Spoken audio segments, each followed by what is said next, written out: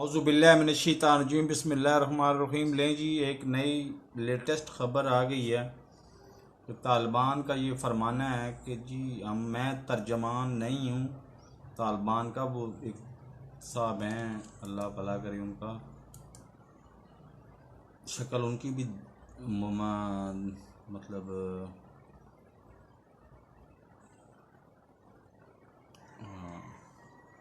वही है, हिकमत यार साहब। वो फरमा रहे हैं कि मैं तालिबान का वो तर्जमान नहीं हूँ, मैं तालिबान का भाई हूँ। तो ये एक नया स्टाइल इंट्रोड्यूस करवा रहे हैं तालिबान के, अब ये भाई लोग बन रहे हैं।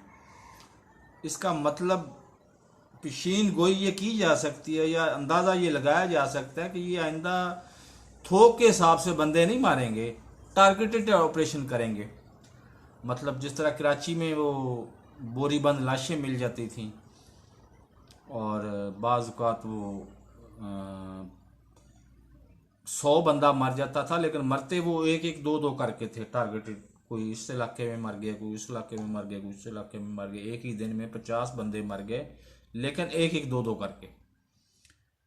तो ये नहीं होता था कि थोक के हिसाब से, मतलब जिस तरह मर्दान में हुआ था कि मासूम और बेगुनाह पाकिस्तानी जो अपने शनाख्ती कार्ड बनवाने के लिए नादरा के दफ्तर के अंदर और बाहर मौजूद थे, वहाँ पे आके एक तालिबान साहब फटे और वहाँ पे 250 बंदा मर गया।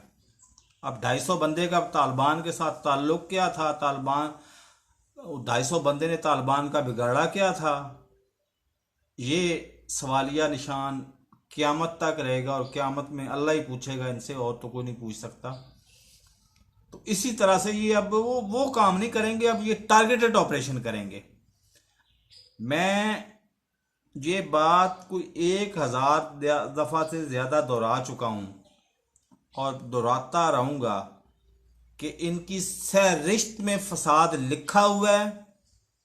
इन्होंने फसाद फैलाना ही फैलाना है, चाहे इनको मौका जहाँ पे भी मिलेगा। अगर अफगानिस्तान में मिलेगा, अफगानिस्तान में फैलाएंगे। अगर मौका इनको ज़्यादा मिलेगा, ये पाकिस्तान में आके फैलाएंगे। अगर इनको मौका जहाँ जहाँ मिलता जाएगा वहाँ वहाँ फैलाते जाएंगे।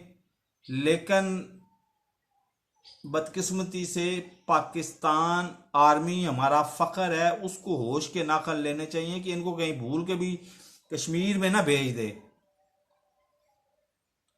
इनके पास वो तरबियत, वो स्ट्रेटेजिक प्लान इनके पास नहीं है। इनका दिमाग वहीं वहाँ तक ही काम करता है कि जी सारे कश्मीर पे, ये कायद-ए-आज़म के दौर की या उससे फ़ौरन बाद की बात है कि सारे कश्मीर पे इन्होंने कब्जा कर लिया, लेकिन श्रीनगर एयरपोर्ट से 2 किलोमीटर दूर ही बैठे रहे।